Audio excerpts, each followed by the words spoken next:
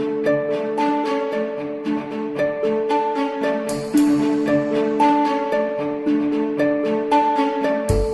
friends, today we discuss the 12th class lesson which is written by Alfred George Gardiner on saying please.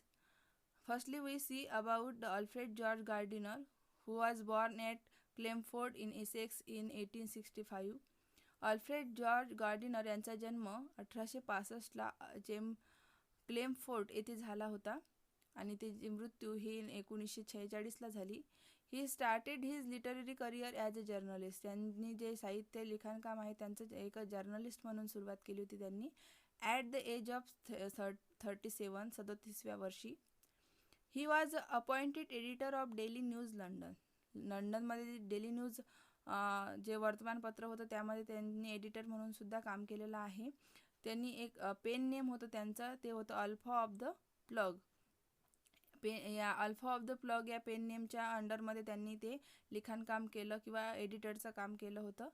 He made a regular contribution to Daily News, the Manchester Evening News ETC. त्यांनी मँचेस्टरमध्ये evening न्यूजसुद्धा लिहिलेले आहे, एडिटरचं कामसुद्धा केलेलं आहे. His essays are uniformly elegant, graceful and humorous. मानवी जीवनाला आधारून नम्रपणे कसं वागायचं किंवा ग्रेसफुल कसं राहायचं याविषयी त्यांचं लिखाणकाम आहे. त्याचे काही पुस्तकंसुद्धा प्रसिद्ध आहेत. त्यामध्ये pillars of society, fables on the shore, many furrows and the leaves in the wind हे त्यांचे प्रकाशनं खूप लोकांना माहीत आहे. His uniqueness lies in his ability to teach the basic truth of life. आपल्या आयुष्यामध्ये किंवा आपल्या जीवनामध्ये जे वास्तविक सत्य आहे यासंबंधी त्यांनी लिखाणकाम केलेलं आहे किंवा हे जे वास्तविक सत्य आहे याविषयी त्यांचे साहित्य आपल्याला शिकवून देतात. He raise the question of morality in everyday life. दैनंदिन जीवनामध्ये किंवा दैनंदिन जीवन जगताना मोरॅलिटी ही किती आवश्यक आहे याविषयी त्यांनी सांगितलेलं आहे. सेकंड पॅरामध्ये ऑन सेईंग प्लीज हा जो लेसन आहे हा कशाविषयी आहे तर या पॅसेजमध्ये त्यांनी he pointed out the value of good manner, चांगली प्रकारची वागणूक इन अ सोशल लाईफ, सामाजिक जीवन जगताना चांगल्या प्रकारचं जे गुड मॅनर आहे किंवा emphasise the importance of courtesy and politeness in daily behaviour. Politeness, नम्रपणाची जी वागणूक आहे ही आपल्या डेली बिहेवियरमध्ये आपलं जे दैनंदिन जीवन आहे किंवा आपली दैनंदिन जी वागणूक आहे यामध्ये कसं महत्त्वाचं आहे याविषयी त्यांनी या पाठामध्ये सांगितलेलं आहे. He show how polite speech and manners sweeten the atmosphere. आपलं सभोवताचं जे वातावरण आहे हे चांगल्या बोलण्याने, नम्रपणतेच्या वागणूक केल्याने कसं प्रकारे चांगलं राहतं किंवा how discourtesy and ill manner spoil or pollute it. किंवा जर आपण विचित्र वागलो किंवा रूढ वागलो तर आपल्या सभोवतालचं जे वातावरण आहे ते कशा प्रकारे स्पॉईल होतं, खराब होतं किंवा पोल्युटेड होतं हे या पाठामध्ये त्यांनी सांगितलेलं आहे. The next we see the lesson which is start by young lift man. In this lesson,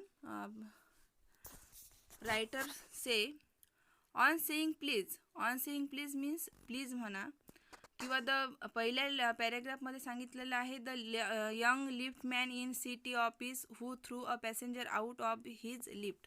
एक लिफ्टमॅन होता, एक तरुण व्यक्ती जो सिटी ऑफिसमध्ये लिफ्टमॅन म्हणून काम करायचा. त्याने एका पॅसेंजरला त्याच्या लिफ्टमधून बाहेर फेकलं. द अदर मॉर्निंग, दुसऱ्या दिवशी सकाळी, and was fine for offence was undoubtedly in the wrong. त्याला मग काय करावं लागलं, त्यानं त्याच्या पॅसेंजरला लिफ्टमधून बाहेर फेकलं. मग दुसऱ्या दिवशी सकाळी काय झालं की वॉज फाईन, त्याला फाईन भरावा लागला ते असं काम केल्याबद्दल. It was a question of please. हा सर्व प्रश्न होता हा फक्त एका प्लीज हा शब्दाचा होता.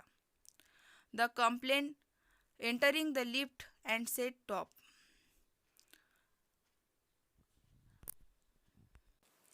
The complainant entering the lift, जो कंप्लेंट करणारा व्यक्ती होता, जो पॅसेंजर होता ज्याला लिफ्टमॅननं बाहेर फेकलं होतं, तो लिफ्टमध्ये तो लिफ्टमध्ये आला आणि त्याने फक्त टॉप हा शब्द म्हटला. The liftman demanded top please. परंतु लिफ्टमॅनला त्याच्या तोंडून टॉप प्लीज असा शब्द ऐकायचा होता. And this concession being refuse he not only decline to complain with the instruction. परंतु लिफ्टमॅनने अशी इन्स्ट्रक्शन दिली नंतरही त्याने त्याकडे दुर्लक्ष केले. त्याने फक्त टॉप हा शब्द उच्चारला. But hurtle the passenger out of the lift. मग लिफ्टमॅनने काय केलं की पॅसेंजरला त्या लिफ्टमधून बाहेर काढलं. This of course was carrying a comments or manner too फार.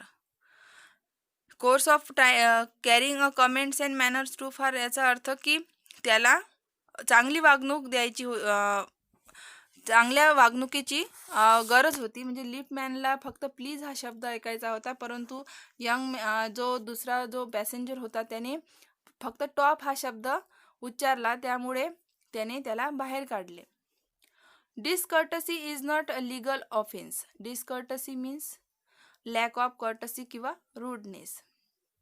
सभ्यपणाची जी वागणूक त्याच्या अंगी नव्हती. And it does not excuse adult and battery. Assault means होते an attack which includes not only threat but also actual use of violence. म्हणजे हिंसाचार वाढला. If a burglar break into my house and I knock him down the law will acquit me. जर एखाद्याने माझं घर फोडलं and I knock him down आणि मी त्याला खाली पाडलं, the law will acquit me. मला जो लॉ आहे, जो कायद्यानुसार मी काय होईल, बंदिस्त होईल. And if I am physically assaulted. जर मला म्हणजे शारीरिकरित्या मी जर काय असेल, हिंसा करत असेल, it will permit me to retaliate with the reasonable violence. Retaliate means होते to something bad to someone who has done something bad to you. जर एखाद्याने आपल्यासोबत जर वाईट कृत्य केलं असेल तर आपणही त्याच्यासमोर काय करायचं, वाईट कृत्य करायचं. यामुळे काय होते, व्हायलन्स होते. व्हायलन्स मीन्स हिंसाचार घडून येते आपल्या हातून. It does things because the burglar and my assailants have broken quite definite command of the law. जो नियम आहे त्या नियमामध्ये हा हिंसाचार घडून आलेला आहे. But no legal system could attempt to legislate against bad manner. परंतु तिकडे दुसरा कोणताही कायदा नाही म्हणते. जर आपण समाजात वावरताना आपले वर्तन कसं असेल, जर खराब असेल आणि खराब वर्तनामुळे जर कोणाचं मन दुखवत असेल तर त्या विरोधात कोणताही कायदा नाही. जर फक्त आपण जर शारीरिक मारहाण करत असेल तर त्याच विषयी कायदा आहे. जर आपण बॅड मॅनर्सचा वापर करून जर कोणाचं मन दुखवत असेल तर त्याविषयी कोणताही अटक करण्याचा कोणताही कायदा नाही. Or could sanction use of the violence against something which it does not itself recognise as a legally punishable offence. जर एखाद्यानं बॅड मॅनर्सचा यूज केला असेल तर त्याला कोणत्याही कायद्यानुसार पनिश करण्याचं काही नाही आहे, कुठेही कायदा नाही. And our sympathy with the liftman. आपली जरी सहानुभूती त्या लिफ्टमॅनसोबत असली, we must admit that the law is reasonable. परंतु लॉ कसा आहे, रिझनेबल आहे, म्हणजे लवचिक आहे. त्याविषयी तो तक्रार घेत नाही. It would never do if we were at liberty to box people years because we did not like their behaviour. आपण to box means fight with the fist close hand. आपण जर हातावर हात धरून असे बॅड मॅनर्स विषयी बोलू शकत नाही. लोक त्याकडे काय करतात, कानाडोळा करतात. ऑर द टून ऑफ देअर व्हॉइस. किंवा एखाद्याने जर काही बोललं तर त्याकडे सुद्धा दुर्लक्ष करतात. Or a scroll on their face. त्यांच्या चेहऱ्यावर विचित्र असे हावभाव असतात. Or fist would never be ideal and the gutter of the city would run with blood all day. आणि शहरामध्ये सुद्धा एकमेकांकडे लक्ष दिले जात नाही. त्यानंतर नंतरच्या नेक्स्ट पॅरेग्राफमध्ये सांगितलेलं, I may be uncivil as I may please. जर मी या शहराचा नागरिक नसेल and law will protect me against violent retaliation. आणि कायदा मला संरक्षित करू शकतो. कशापासून? हिंसाचार घडत असेल तर कायदा मला त्यापासून प्रोटेक्ट करू शकतो. I may be haughty means having a high opinion of someone or often a low opinion of other. एखाद्याविषयी खूप मोठी मतं असणे किंवा एखाद्याविषयी आपण थोडं दुर्लक्षित असणे. Or boorish and there is no penalty to pay except the penalty of being written down on ill manner fellow. Boorish means rude. आपण एखाद्याविषयी जर रूड वागलो किंवा बॅड मॅनर्सने वागलो, there is no penalty to pay except the penalty of being return down the ill manner fellow. आपण एखाद्यासोबत जर वाईट वागलो तर तिथे कोणताही कायदा नाही आपल्याला अटक करण्याचा. The law does not compel me to say please. कायदा मला बांधील राहू शकत नाही की मी प्लीज हा शब्द उच्चारलाच पाहिजे. Or to attune my voice to other people sensibilities any more than it say that I shall not wax my moustache or dye my hair or wear ringlets down my back. किंवा मला कायदा असंही म्हणू शकत नाही की मी माझे मंचूस or die my hair, माझ्या केसांना मी डाय केलंच पाहिजे किंवा व्हॅक्स केलंच पाहिजे किंवा मी रिंगलेट्स ओव्हर केली पाहिजे, माझ्या गळ्यामध्ये मी काहीतरी घातलं पाहिजे, याविषयी काहीही कायदा नाही. It does not recognise the laceration of our feelings as case for compensation. Laceration cut or tear. आपल्या ह्या ज्या गोष्टी आहे हा आपल्या भावना दुखवू शकत नाही. There is no allowance for moral and intellectual demand in this matter. किंवा या विषयी कोणत्याही नैतिकतेच्या काही डिमांड्स नैतिकतेच्या and intellectual damage in this matter. या मॅटरमध्ये आपण कोणत्याही गोष्टीला डॅमेज करू शकत नाही किंवा कोणावरही बंधन ठेवू शकत नाही. नंतरच्या पॅऱ्यामध्ये म्हटलेलं आहे, this does not mean that damage are negligible. जे डॅमेज आहे ते दुर्लक्षित होऊ शकत नाही. It is probable that the lift man was much more acutely hurt by what regarded as sure upon his social standing than he would have been if he had kick on the shine. तो जो liftman होता हा दुखवला गेला होता कारण तो जो passenger होता त्याने त्याला काय म्हटलं नाही, प्लीज हा शब्द म्हटला नाही. हे जणू कसं आहे, he social standing than he would have been if he had kick on the shin. म्हणजे एखाद्यानं त्याच्या गुडघ्याला पाय मारावा अशा रीतीने तो वागला. For which he could have got a legal redress याचा अर्थ होते की जणू काही त्याच्यावर घातक असा वाईट परिणाम झाला. द पेन त्याच्यामुळे त्याला वेदना झाल्या. Of kick on the shin soon passes away but the pain of wound to our self respect or our vanity may poison a whole day. त्यामुळं आपलं काय झालं, व्हॅनिटी मीन्स प्राईड, आपला जो अभिमान आहे, स्वाभिमान आहे तो दुखावला गेला. I can imagine that lift man denied the relief of throwing the author of his wound out of the lift. I can imagine that liftman denied the relief of the throwing of the author of his wound out of the lift. आपण समजू शकतो की त्या लिफ्टमॅनने त्या पॅसेंजरला बाहेर का काढले असावे.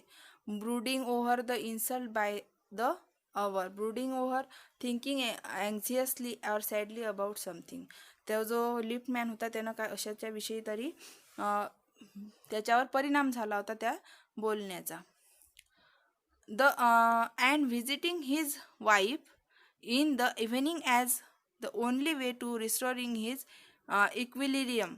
Equilibrium means balance. नंतर तो त्याची बायको जी होती, the wife in the evening as the only, मग तो सायंकाळी तिच्या बायकोला भेटला आणि तिने त्याच्या मनातलं सगळं जाणलं. For there are a few things more catching than bad temper and bad manners. आणि ह्या सगळ्या गोष्टी कशाच्या होत्या तर बॅड टेम्पर, त्याच्यावर जे राग काढला होता किंवा त्याचे जे बॅड मॅनर्सने तो वागला होता त्याविषयी त्या गोष्टी होत्या.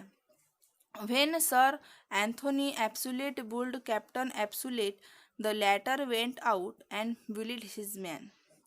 फॅग very upon Fag went out downstair and kick the page boy. जणू काही कोणीतरी त्याला किक केलेलं असावं. Probably the man who said top. त्या पॅसेंजरनं काय म्हटलं, फक्त टॉप हा शब्द उच्चारला. कोणाला? द लिपमॅनला. Was really only getting back on his employer who had not said good morning. किंवा त्याने गुड मॉर्निंग हा शब्दसुद्धा म्हटला नाही. जर तो एम्प्लॉयर होता, तो लिपमॅन होता, त्याला त्याने गुड मॉर्निंगसुद्धा म्हटले नाही. Because he himself had been henpecked at breakfast by his wife, to whom the cook had been insulted by because the housemaid had answered her back. जेव्हा आपण ब्रेकफास्ट करतो, जेव्हा त्याने ब्रेकफास्ट केला, whom the cook had been insulted, जेव्हा जो स्वयंपाकी होता त्याची इन्सल्ट जर झाली, जर त्याला because housemaid has answer her back, त्याच्या जी वाईफ होती तिला त्याच्या पाठीमागे काय म्हटले जाते? हाऊसमेड म्हटले जाते. We infect the world with our ill humour. आपण जी आपली वागणूक आहे ती वागणूक समाजामध्ये राहून इल ह्युमरनं देतो, म्हणजे आपले जे बॅड मॅनर्स आहे ते आपण दाखवतो. त्यामुळे इतरांचे मन हे दुखावले जाते बॅड मॅनर्सने. Bad manners probably do more to poison to stream of general life. आपल्या सर्वसामान्य आयुष्यामध्ये बॅड मॅनर्समुळे काय होते? विष घोळल्या जाते. All crime the calendar. आणि सर्व गुन्हे घडतात. For one wife who get back eyes from the otherwise good nature husband there are 100 who live life of martyrdom under the shadow of morose temper. जर एखादीचे डोळे जर कसे असेल, एखाद्या वाईफचे काळे असतील अँड अदरवाईज गुड, आणि बाकी ती सर्व चांगली असेल नेचरने, पण तरीही तिचं आयुष्य कसं जातं? Martyrdom under the shadow of morose temper. थोडंसं त्याच्यावर कसा असतो तो हजबंड, कसा असतो? अनहॅपी असतो. मॉरस मीन्स अनहॅपी. ती कशी असते दिसायला? ब्लॅक असल्यामुळं. पण तिचा स्वभाव हा चांगला असून तरी हा तिच्यासोबत अनहॅपी वागतो. But all the same law can not become a guardian of our private manner. परंतु आपल्या ह्या प्रायव्हेट गोष्टीमध्ये लॉ किंवा कायदा काहीही करू शकत नाही. No decalogue could cover the vast area of offense, and no court could administer law which govern our social civilities, our speech, still our eyebrow, and our mood and manner. आपल्या अंगी असलेले गुण, समाजामध्ये आपण कसं राहतो, आपलं भाषण कसं आहे, याविषयी कोणताही लॉ काहीही करू शकत नाही. नंतर म्हटलेलं आहे, but though we are bound to endorse and verdicts. आपण व्हर्डिक्स मीन जजमेंट. आपण सर्वजण न्यायानं बांधलेलो आहोत. आपण न्यायाशी अगेन्स्ट वागू शकत नाही. But though we are bound endorse and verdicts against the liftman. परंतु जे ह्या लिपमॅन आहे त्याला न्याय मिळावा. Most people will have certain sympathy with him. काही लोक लिपमॅनसोबत सहानुभूतीच्या भावनेने नजरेने पाहतात. While it is true that there is no law that compels us to say please. परंतु तिथे कोणताही नियम नव्हता की त्या पॅसेंजरने त्याला काय म्हणावं? प्लीज हा शब्द त्याला म्हणावा. There is a social practice much older and much more sacred than any law which enjoins us to be civil. आपण एक नागरिक आहोत, चांगला नागरिक आहोत, म्हणून आपण याची प्रॅक्टिस करावी की आपण जेणेकरून दुसऱ्यांचं मन दुखावलं गेलं पाहिजे नाही. And the first requirement of civility that we should acknowledge a service. पहिली नागरिकत्वाचं पहिलं रिक्वायरमेंट आहे, पहिली गरज आहे की त्यांनी काय करावं? चांगलं सामाजिक आयुष्य जगावं. Please and thank you are the small change we pay our way as social being. समाजामध्ये जगताना थँक्यू, आभारी आहोत, प्लीज कृपा करा असे शब्द वापरावे. They are the little courtesy by which we keep machine of life oil and running sweetly. हे दोन शब्द असे आहे म्हणते की ज्याप्रमाणे मशीनमध्ये ऑइल हे काम करतं, त्याप्रमाणे समाजामध्ये प्लीज आणि थँक्यू या शब्दाचा वापर करून आपण इतरांची मने जिंकू शकतो. They put our intercourse upon the basic of the friendly cooperation. आपल्या मित्रांमध्ये आपण संबंध जुळवून ठेवू शकतो. And any easy easy give and take. देवाणघेवाण सुरळीत चालते. Instead of on this basic superiors dictating to inferiors, it is very vulgar mind that would wish to command where we can have service for asking. आपण जर एखाद्याकडून काही विचारायचं असेल ना आपल्याला किंवा घ्यायचं असेल, and have it with willingness and good feeling instead of resentment अँगर.